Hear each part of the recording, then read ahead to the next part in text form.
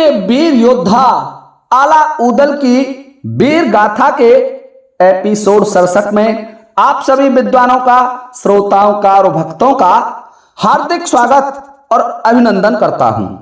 आइए श्रोताओं, आपका ध्यान उसी प्रसंग से जोड़ रहा हूं जहां पर महोबा के वीरों ने मिलकर के धावा बोल दिया देवी के मंदिर पर, और धावा बोल करके जो वीर मलखान था उसको छुड़ा लिया, संपूर्ण सेना को मार डाला। राजा गज प्राण बचा करके भाग गए और लोहा को बंदी बना करके वीर आला उदल अपने साथ शिविर में ले आई। जब राजा गज को यह पता लगा कि उसका वीर पुत्र लोहा बंदी बन चुका है, तो उसने अपने बड़े पुत्र बूंदा को बुलाया, एक सभा का आयोजन किया और बूंदा को आदेश दिया कि बेटे, जितनी आवश्यकता हो उतनी सेना ले जाओ, परंतु आज एक भी महोबे का जीवित नहीं बचना चाहिए। रेत रेत महोबे तक मारो जो मेरा नाम बिसेनी राय, अर्थात हमारा नाम राजा गज है, जाओ इनको महोबा तक दौड़ा दौड़ा करके मारिए। हे श्रोताओं, तब तो ये बात सुनकर के बूंदा ने अपनी फौज को आदेश दिया। फौज तैयार हो रही है, जरह, बख्तर, सिरत्राण, तेग, तेगा और कटार, घोड़ा, हाथी, सारी फौज तैयार कर ली गई। उधर देखिए क्या होता है।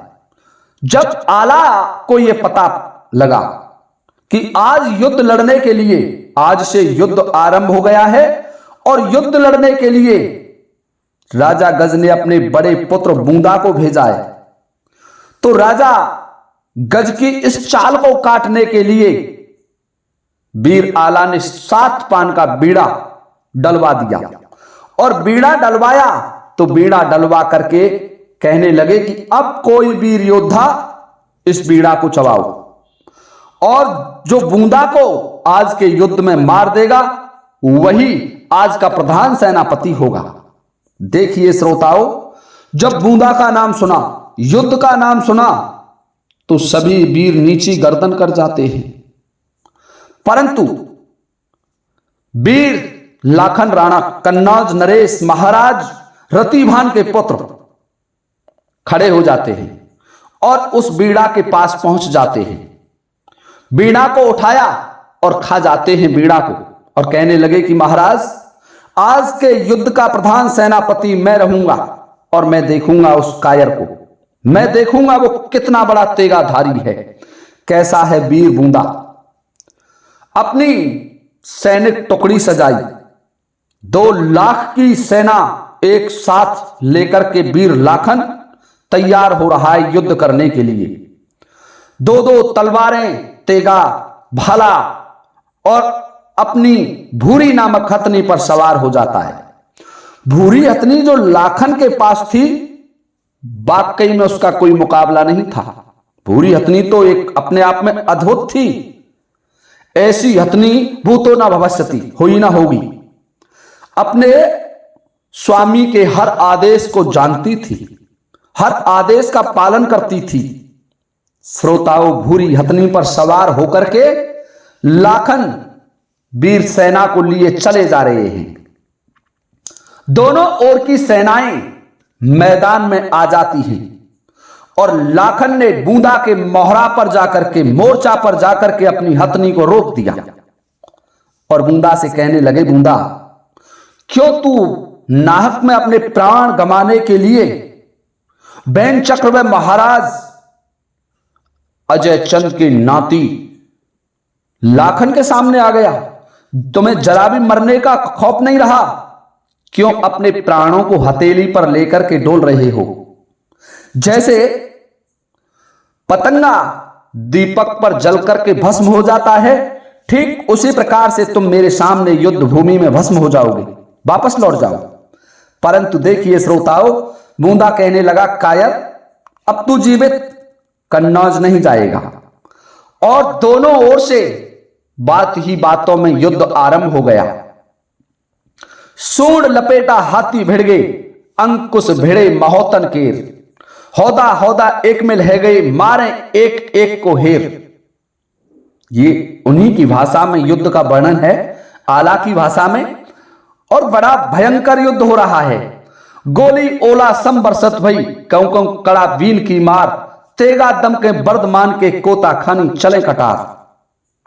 बड़ी लड़ाई भई खेतन में, मारे गए वीर सब जवान, फिर मारे और ललकारे नाहर एक एक को जवान। हे श्रोताओं, उस समय का युद्ध बड़ा विलक्षण हो रहा है। सेना दोनों मिल जाती हैं, दोनों फौजें एक मिल है गई, दोनों सेना एक मिल का मतलब सेना में सेना प्रवेश कर गई, दोनों सेनाएं लड़ रही हैं और बड़ा भयंकर युद्ध हो रहा है। तालन राजा बनरस वाला, भारी कीन घोर घमसान। जो ताला सैयद था, बड़ा भयंकर युद्ध कर रहा है। हे श्रोताओं, उस युद्ध का वर्णन नहीं किया जा सकता। बड़ा विलक्षण युद्ध हो रहा है। 1.5 पहर तक बजो दुधारो और बह गई रक्त की धार। मात्र 1.5 पहर तक युद्ध हुआ और मैदान रक्त से रंजित हो गया। दोनों ओर के वीरों के रुंड और भुजदंड कट करके मैदान में गिरने लगे। देखिए श्रोताओं, बिना सर के रुंड धावा बोल रहे हैं और दूर पड़े हुए मुंड चिंगारी मार करके कह रहे हैं कि मार दो, छोड़ो मत, जीवित नहीं रह जाए। हे श्रोताओं, बड़ा भयंकर युद्ध हुआ और तब तक लाखन ने अपने भूरी हथनी को इशारा दिया और भूरी हथनी को इशारा दिया तो बूंदा पर आक्रमण किया। बूंदा और लाखन दोनों भिड़ जाते हैं। दोनों महावीर बलवान थे। लाखन राणा बूंदा से कहने लगे, कन्नौज नरेश, कि अब तुम वापस जीवित नहीं लौटोगे। आज तुम्हारा मुकाबला लाखन से हुआ है। परंतु बूंदा कहने लगे, लाखन, ये महोबे वाले बड़े चतुर हैं। देखिए, स्वयं सभी वहां बैठ गए तंबू डेराओं में और तुमको नाहक प्राण गंवाने के लिए मेरे सामने भेज दिया। मेरे सामने स्वयं यमराज भी युद्ध करने से डरता है, फिर तुम क्यों आ गए? अब भी मैं तुम्हें मौका देता हूं। हे वीर लाखन, मेरा तुम्हारा कोई बैर नहीं है, इसलिए तुम वापस लौट जाओ। परंतु लाखन बोले कि मैं तुमसे युद्ध करने आया हूं। एक वीर की भांति युद्ध करो, केवल कायरों की भांति चुगली करके व्यर्थ समय जाया ना करो। आओ मैदान में। दोनों ने अपनी अपनी तेगें खींच ली और दोनों में युद्ध हो रहा है। देखिए श्रोताओं, धावा बोलो तब लाखन ने। बूंदा तुरंत गयो घबराए। बूंदा मन में घबरा जाता है। बूंदा पर प्रहार किए, प्रहार पर प्रहार करता चला गया और बूंदा शिथिल हो जाता है। उधर लाखन भी बूंदा के प्रहारों से, बूंदा ने बाण पर बाण छोड़े। लाखन का शरीर रक्त से रंजित हो गया, लथपथ हो गया पूरा शरीर खून से। जगह जगह पर घाव लग गए। लाखन का शरीर कट कट करके धजी धजी उड़ने लगा। कवच फट गया। जो लाखन का कवच था, बूंदा की तेग के प्रहार से कट जाता है, परंतु पीछे नहीं हट रहा है। हे श्रोताओं, उस युद्ध का वर्णन करना संभव नहीं है। दोनों में मारामार युद्ध हो रहा है और दोनों एक दूसरे के प्राण लेने के लिए रणभूमि में डटे हैं। परंतु जब वीर सैनिकों ने देखा कि लाखन यहां मारे जा सकते हैं, लाखन के प्राण संकट में हैं, तो एक सैनिक दौड़ करके ऊदल के पास पहुंचता है और ऊदल से कहने लगा कि हे महाराजा, तुम्हारे मित्र वीर लाखन के प्राण संकट में हैं। लाखन बूंदा के मोर्चा पर डटा हुआ है, लेकिन लाखन का कवच टूट गया है, उनकी तेग टूट गई हैं, उनके हाथ में केवल एक भाला शेष रह गया है और बूंदा बार पर बार किए जा रहा है।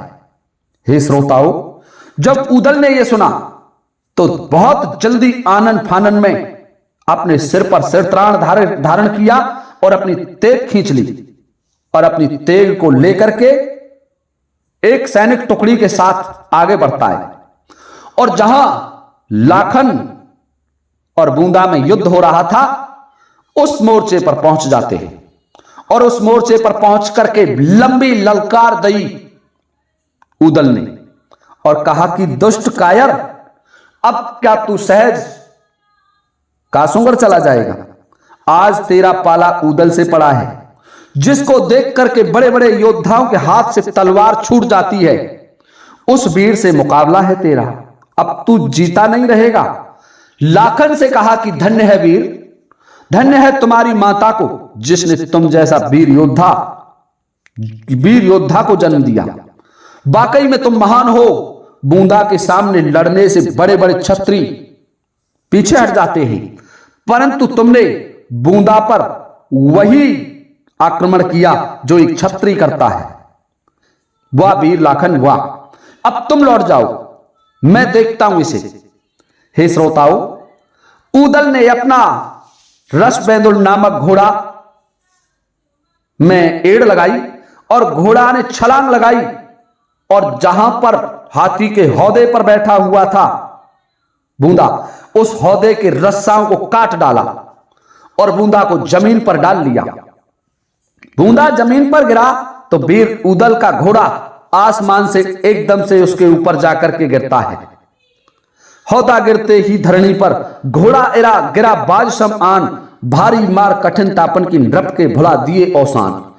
इतना भयंकर युद्ध हुआ, घोड़े की मार सहन ना कर सका। हे श्रोताओं, वीर बूंदा ने उदल को तलवार युद्ध के लिए ललकारा। उदल भी अपने अश्व से उतर करके युद्ध करने लगे। भयंकर युद्ध हो रहा है। वीर उदल ने जब देखा कि इसका वध करना बहुत जरूरी है, हमारी सेना की बहुत बड़ी क्षति हो रही है, तो उदल ने महोवे का मनिया सुमर के अमरागुरु का ध्यान लगाया और एक ही तेग के प्रहार से बूंदा का शीश काट करके अलग कर दिया। परंतु आश्चर्य, देखिए श्रोताओं, ये एक किंवदंती है, बड़ा घोर आश्चर्य। एक बूंदा के शरीर से खून की बूंद जमीन पर गिरी और हजारों वीर बूंदा तैयार हो गए। उदल घबरा गया, इकलौई बूंदा धरती फारे। उदल सोच रहा है कि जब अकेला बूंदा इतना भयंकर युद्ध कर रहा है तो अब क्या होगा? इतने सारे बूंदा एकत्र हो गए, इन बूंदाओं को कैसे रोका जाएगा? परंतु वीर उदल ने हिम्मत नहीं हारी और तभी एक सैनिक दौड़ करके वीर आला के पास पहुंचा। आला अपनी पटरानी मछला, जो कि युद्ध में साथ आई थी, मछला ही उनको लेकर के आई थी मलखान के विवाह में। मछला से बातें कर रहे थे और उसी समय एक सैनिक का प्रवेश। सैनिक आला से कहने लगे, महाराज अनर्थ हो गया, वीर उदल ने बूंदा के शीश को काट डाला और वहां तो हजारों बूंदा उत्पन्न हो गए। अकेले बूंदा के सामने ही पृथ्वी दहला जाती है। अब क्या होगा प्रभु? हे महाराज, अब क्या दशा होगी युद्ध की? हजारों बूंदा तैयार हो गए। ये बात सुनकर के मछला कहने लगी, कोई बात नहीं है, लो ये लोहे की मोंगरी लेकर के जाओ और ढेबा, ताला सैयद, जागन, ब्रह्माजीत ऐसे वीर योद्धाओं को बुलाया और उनसे कहा कि तुम जाओ और बूंदा की वीर उदल से कुश्ती कराना, तलवार को दूर हटवा देना और जब बूंदा को जमीन पर उदल पटक ले उस समय इस मोंगरी से मार मार करके उसके शरीर से रक्त नहीं निकालना है, उसको कुचल कुचल करके मारना होगा। देखिए श्रोताओं, 5 सुवट जुझार वीर योद्धा 5 असल धातु की मोंगरी लेकर के चलते हैं और जहां रणखेत थे, युद्ध हो रहा था, उस युद्ध भूमि में आ जाते हैं। वहां वे वीर कहने लगे, अरे वीर बूंदा, क्यों इस सेना को मरवा रहा है? यदि इतनी ही सामर्थ्य है तो हमारे प्रधान सेनापति उदल से युद्ध करो, हम तुम्हें आमंत्रित करते हैं। उदल समझ जाता है उनकी चाल को। उदल ने भी बूंदा को मल्ल युद्ध के लिए ललकारा। और दोनों वीर योद्धाओं में मल्ल युद्ध होने लगा। ऐसे मानो दो गजराज रणभूमि में मदमस्त होकर के लड़ रहे हों। दोनों के उस समय का लड़ने का वर्णन तो शेष शारदा भी नहीं कर सकते। 5 कदम पर बर्छी छूटे भालन, 3 कदम पर मार, कदम कदम पर चले कटारी, ऊना चले बिलायत क्यार, तेगा दम के वर्धमान के कटकट गिरे सूर सरदार, बड़ी लड़ाई दो दल की नदियां वही रक्त की धार।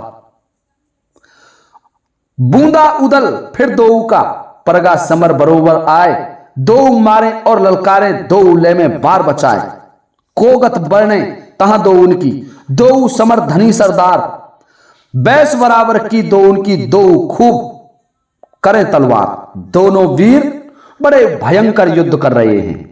उस युद्ध का वर्णन नहीं किया जा सकता। हे श्रोताओं, कभी तो उदल को पटक लेता है बूंदा और कभी उदल बूंदा को पटक लेता है। दोनों की भुजाएं शिथिल हो गई। महाराज लड़त भट दोनों शिथिल भये हैं। दोनों वीर योद्धा लड़ते लड़ते शिथिल हो गए। वीर उदल है महाबली बलवान।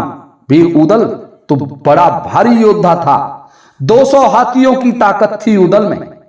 उदल ने बूंदा को उठा लिया और उठा करके जमीन पर पटका और सभी 5 वीर जो खड़े थे महोबे वाले इसी मौके में थे। और जैसे ही उदल ने बूंदा को जमीन पर पटका तो 5 वीर झपट करके पड़े और मोहरियों से मार लगाई, उसमें कुचल कुचल करके उसको मार डाला। और जब बूंदा की मौत हुई तो बूंदा की मृत्यु होते ही उदल ने लंबी दहाड़ लगाई और जितनी सेना थी कासोगढ़ की सभी युद्ध भूमि को छोड़ करके भाग गई। श्रोताओं, कासोगढ़ की सेना तो कासोगढ़ चली जाती है और वीर उदल बड़े उत्साह के साथ जीत का डंका बजवाते हुए वापस अपने तंबुओं को, अपनी फौज को लेकर के वापस आ जाते हैं, अपने तंबुओं में लौट आते हैं। देखिए श्रोताओं, यहां से आगे का वर्णन मैं आपको कल के वीडियो में लेकर के पुनः उपस्थित हो जाऊंगा। तब तक के लिए आप सभी से चाहता हूं अनुमति इस वीडियो को विराम देने की। इसी के साथ जय हिंद, जय भारत।